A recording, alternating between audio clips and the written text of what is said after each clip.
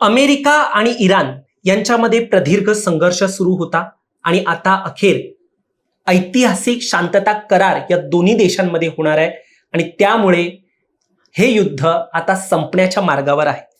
दोन्ही देशांनी एकूण हा जो युद्धाला विराम देण्याचा निर्णय घेतलाय त्याच्यामध्ये कोणत्या कोणत्या अटी आता लागू करण्यात येतील, कोणते निर्बंध जे आहेत ते शिथिल करण्यात येतील, मागे घेण्यात येतील आणि एकूण जो आता करार करण्यात येतोय, शांतता करार करण्यात येतोय, त्यामध्ये कोणते कोणते मुद्दे आहेत हे आपण या व्हिडिओच्या माध्यमातून जाणून घेणार आहोत। दरम्यान या सगळ्याचा आता कुणाकुणाला कशा पद्धतीने फायदा होणार आहे, म्हणजे एकूण इराणला कसा फायदा होईल, अमेरिकेला कसा होईल आणि आपल्या भारताला कसा फायदा होईल हे आपण या व्हिडिओच्या माध्यमातून जाणून घेतोय। दरम्यान तुम्ही चॅनलवर नवीन आलाय तर लगेच सबस्क्राइब करा प्राईम टाइम महाराष्ट्राला, कारण असे राजकीय घडामोडी, आंतरराष्ट्रीय पातळीवरील राजकीय घडामोडी हे आम्ही नेहमी तुमच्यासाठी घेऊन येत असतो। माझं नाव ओमकार साळवी आणि या विषयाला आपण सुरुवातीपासून सुरू करूया। तर मंडळी, आता जो शांतता करार करण्यात येतोय तो 19 जूनला यावरती दोन्ही राष्ट्र जे आहेत अमेरिका आणि इराण त्यांचे जे रिप्रेझेंटेटिव्ह आहेत ते जिनिवामध्ये यावरती सिग्नेचर करतील आणि हा शांतता करार जो आहे तो लागू होईल। एकूण 100 दिवस हे युद्ध चाललेलं आहे, त्याहून अधिक हे दिवस युद्ध चाललेलं आहे। त्यामुळे हे युद्धाचं कशा प्रकारे एक 100 दिवसांमध्ये कशा पद्धतीने घडामोडी घडल्यात ते आधी आपण जाणून घेऊ। पहिल्यांदा तर 28 फेब्रुवारीला अमेरिकाने इराणवरती हल्ला केला, ज्यामध्ये इराणचे सर्वोच्च नेते जे आहेत अयतुल्ला खामेनी यांचा मृत्यू झाला होता। एकूण मग त्यानंतर 5 मार्चला अमेरिकेच्या आखाताखालील जे कोणते हवाई अड्डे येतात, तल येतात, त्याच्यावरती प्रतिहल्ले झाले आणि यानंतर 8 एप्रिलला मग युद्धाचा एक 40वा जो दिवस होता, या दरम्यान युद्ध वेगवेगळ्या स्तरावरती सुरू होतं। त्यानंतर मग अखेर या युद्धाची दाहकता पाहून 14 दिवसांची शस्त्रसंधी करण्याचा निर्णय जो आहे तो दोन्ही राष्ट्रांनी घेतला होता। 12 एप्रिलला मग काय झालं, पाकिस्तानामध्ये इराण आणि अमेरिका यांची पहिली शांतता एक चर्चा जी आहे ती करण्याचा निर्णय झाला आणि यामध्ये आपल्याला माहिती आहे मग भारतामध्ये देखील भारत मागे होता, पाकिस्तान यामध्ये पुढे होता, त्यावरून टीका वगैरे चालू होत्या, वेगवेगळ्या स्तरावरती यावरती चर्चा ज्या आहेत चालू होत्या। मात्र ती जी चर्चा पाकिस्तानने घडवून आणली होती ती निष्फळ ठरलेली।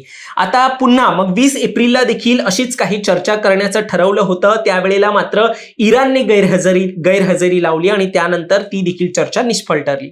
मग यापुढे 18 मे रोजी काय झालं, इस्रायलने वाहत्या गंगेत हात धुवायचं ठरवलं। इस्रायलचा दुश्मन देश जो आहे तो लेबनॉन असल्याचं म्हटलं जातं, कारण की लेबनॉनचा एक इराणला पाठिंबा आहे किंवा इराणचा लेबनॉनला पाठिंबा आहे। मुस्लिम राष्ट्र असल्यामुळे ते एकसंघ असल्यामुळे इस्रायल बरोबर देखील त्यांचे बऱ्याच वेळेला जे आहेत ते अगोदरपासूनचे वाद आहेत आणि यामुळे लेबनॉन एकूणच हिजबुल्ला जो आहे एक दहशतवादी संघटना आहे त्याला देखील एक पाठिंबा देतो आणि त्यामुळे याचं समर्थन करत असल्यामुळे इस्रायल आणि लेबनॉनमध्ये एक पहिल्यापासून वाद आहे। मग इस्रायलने पण लेबनॉनवरती या दरम्यान याच सगळ्या युद्धाच्या पार्श्वभूमीवरती हल्ला केलेला आणि यामुळे देखील पुन्हा एकदा वाद जो आहे तो उफाळून आलेला, कारण की इस्रायलने लेबनॉनवरचे जे लॉन्च पॅड आहेत ते विमानतळाचे जे पॅड आहेत ते आणि मिसाईल पॅड जे आहेत ते उद्ध्वस्त केले होते।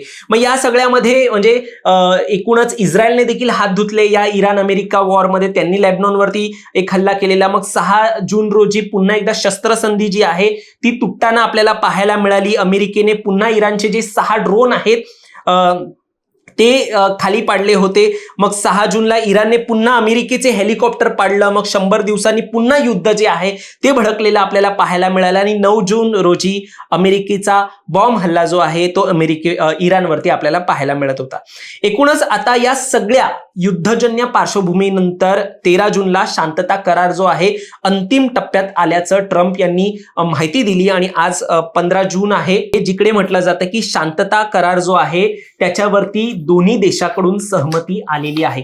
आता या शांतता करारामध्येच नेमकं काय काय मांडलेलं आहे ते आपण जाणून घेऊया। शांतता करारातील अटी कोणत्या आहेत ते जाणून घेऊया। एकूण 14 कलमी जे आहे सविस्तर मसुदा जो आहे तो हा तयार करण्यात आलेला आहे। त्याच्यामधील कराराची पहिली अट आहे की तत्काळ युद्धबंदी केली जावी। इराणने लेबनॉन आणि सर्व आघाड्यांवरील युद्ध जे आहे ते थांबवण्याचं सांगितलेलं आहे आणि त्यानुसार अमेरिकेने देखील याबाबत सहमती दिलेली आहे. आता इस्रायल हा लेबनॉनवरती हल्ला करत होता, त्यामुळे इस्रायलला देखील या कुठेतरी मसुद्यामध्ये अटींमध्ये अडकवण्याचं एक आपण करूया, म्हणजे तसा एक उल्लेख करूया, अशा प्रकारचं एक इराणची जी आहे पार्श्वभूमी पाहायला मिळत होती. मात्र अशी देखील माहिती मिळते की इस्रायल म्हणते की आम्ही कुठल्याही या करारामध्ये आमचा कोणताही उल्लेख नसावा, अशी भूमिका जी आहे ती या सगळ्यामध्ये इस्रायलची आहे. आता तत्काळ युद्धबंदी व्हावी हा पहिला अट जो आहे तो आपल्याला पाहायला मिळतोय. त्यानंतर दुसरी अट जी आहे ती इराणची अंतर्गत जी कोणती बाब आहे त्यामध्ये हस्तक्षेप केला गेला नाही पाहिजे अमेरिकेकडून, ही दुसरी अट जी आहे ती इराणने ठेवलेली आहे. त्यानंतर तिसरी अट आहे सागरी नाकेबंदी जी आहे ती उठवली गेली पाहिजे.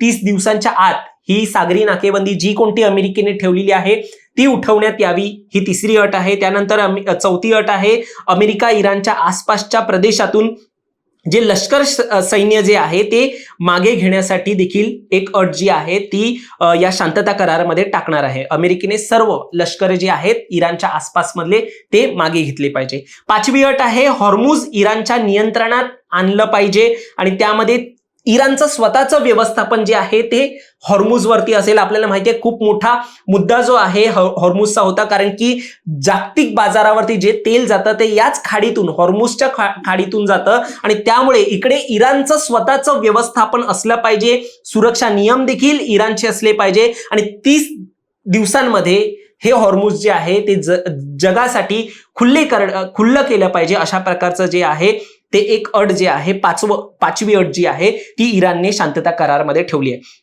पुढे आपण 6व्या अटीवरती वळूया. तिकडे इराण जे कोणतं तेल किंवा पेट्रोकेमिकल्स जे काही निर्माण करत होतं त्याच्यावरती जे उत्पादनावरती कोणतेही निर्बंध होते ते हटवण्याचं देखील एक अट जी आहे ती यामध्ये ठेवण्यात आलेली आहे. 7वी अट आहे की इराणला नुकसान भरपाई मिळाली पाहिजे. एकूणच सगळ्यात महत्वाची ही अट इराणची होती. जेव्हा जेव्हा युद्ध थांबवण्याची चर्चा व्हायची तेव्हा इराणची ही एक अट असायची की आमचं जे काही नुकसान झालेलं आहे ते भरून पाहिजे आणि त्यासाठी अमेरिकेने योजना तयार करण्याचं ठरवले आहे. $300 अब्ज ची योजना जी आहे तेवढी नुकसान भरपाई आपण देऊ करू, अशा पद्धतीमध्ये इराणने अमेरिकेकडून या शांतता करारामध्ये एक अट जी आहे ती ऍड करायला सांगितली असल्याचं देखील म्हटलं जात आहे. म्हणजे एकूण $300 अब्ज जे आहेत ते नुकसान भरपाई म्हणून इराणला मिळू शकतात. पुढे 8वी अट जी आहे ती इराण अणुशस्त्रे न बनवण्याचा जो वचननामा तो त्यांचा होता अगोदरचं वचन होतं त्याचा पुनरुच्चार करेल, लेखी लिहून देईल की इराण अणुशस्त्र निर्माण करणार नाही. ही 8वी अट या शांतता करारामध्ये असू शकते.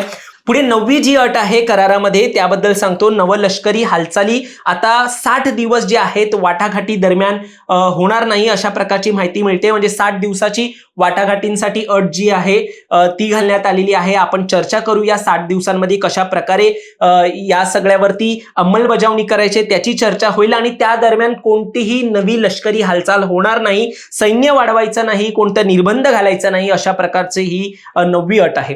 त्यानंतर 10वी अट आहे आंतरराष्ट्रीय पातळीवरती $24 अब्ज जे इराणचे फंड होते जे फ्रीज करण्यात आले होते त्याला मुक्त केले जातील.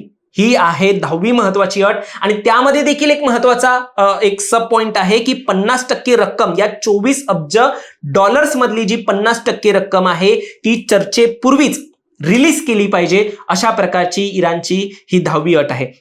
त्यानंतर 11वी अट आहे की शांतता कराराची अंमलबजावणीसाठी एक देखरेख यंत्रणा ठेवली गेली पाहिजे. यावरती सगळ्यांचं जी यंत्रणा असेल ही आंतरराष्ट्रीय पातळीची यंत्रणा असेल आणि ती देखरेख ठेवेल या शांतता करारावरती. त्यानंतर ही 12व एक मुद्दा जो आहे त्यामध्ये म्हटलं गेलंय की युनायटेड नेशन जे आहे हे सुरक्षा परिषद एक स्थापन करेल आणि त्यामध्ये या शांतता कराराला मंजुरी दिली जाईल. म्हणजे आंतरराष्ट्रीय पातळीवरती याला मंजुरी असली पाहिजे असं देखील एक म्हटलं जाते. त्यानंतर 13वी अट आहे इराणची अट आहे की 50% गोठवलेले जे फंड आहेत ते तर तुम्ही पहिला मुक्त करा. म्हणजे जे $24 अब्ज जे आहेत त्याच्यामधली अर्धी रक्कम तर अगोदर तुम्ही मुक्त करा, तरच पुढे आपण चर्चा करू. तेलावरचे निर्बंध जे काही आहेत ते पहिल्यांदा हटवा. सागरी नाकेबंदी संपवली गेली पाहिजे, नाहीतर जी 60 दिवसाची जी वाटाघाटीची चर्चा जी आहे ती देखील सुरू होणार नाही. ही इराणची अट आहे. त्यानंतर एक 14व महत्वाचं म्हणजे इराण जो मिसाईल कार्यक्रम तयार करत होता, त्याशिवाय प्रादेशिक लष्करी गटाला जो काही इराणने पाठिंबा दिलेला आहे तो या चर्चेमध्ये नसेल, अशा प्रकारची देखील एक इराणची भूमिका असल्याचं पाहायला मिळतोय.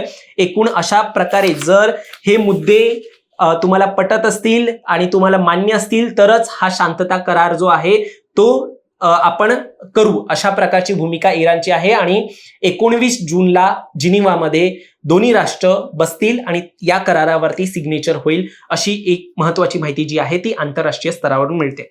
आता या सगळ्याचा फायदा भारताला कसा होतोय, दोन्ही राष्ट्रांना कसा होतोय, युद्धजन्य जे दोन्ही राष्ट्र आहेत त्यांना कसा फायदा होतोय ते आपण जाणून घेऊ.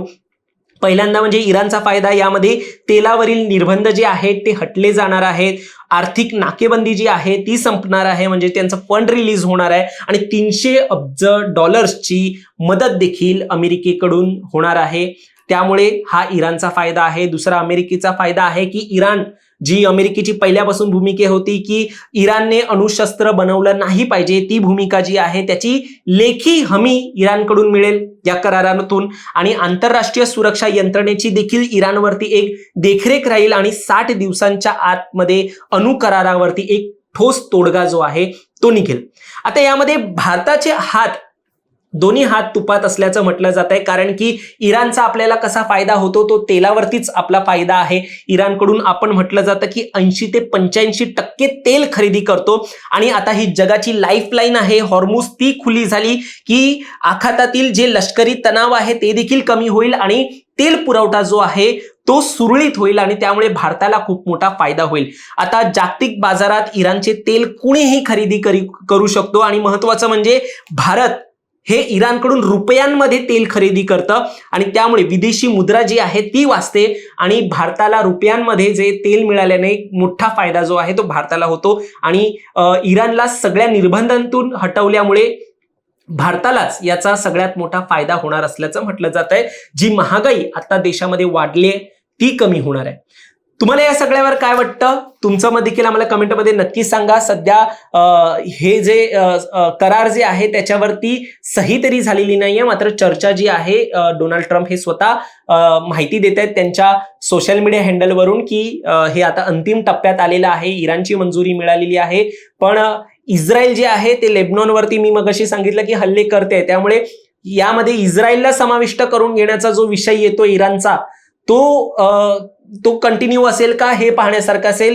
इस्रायल म्हणतंय की आम्ही या शांतता करारामध्ये बांधले जाणार नाही, अशी भूमिका त्यांची आहे. त्यामुळे पुढे काय होतंय हे पाहण्यासारखं असेल. तुम्हाला या सगळ्यावर काय वाटतं, तुमचं मत देखील आम्हाला कमेंटमध्ये नक्की सांगा आणि असेच राजकीय घडामोडी पाहण्यासाठी सबस्क्राईब करा प्राईम टाइम महाराष्ट्राला. धन्यवाद.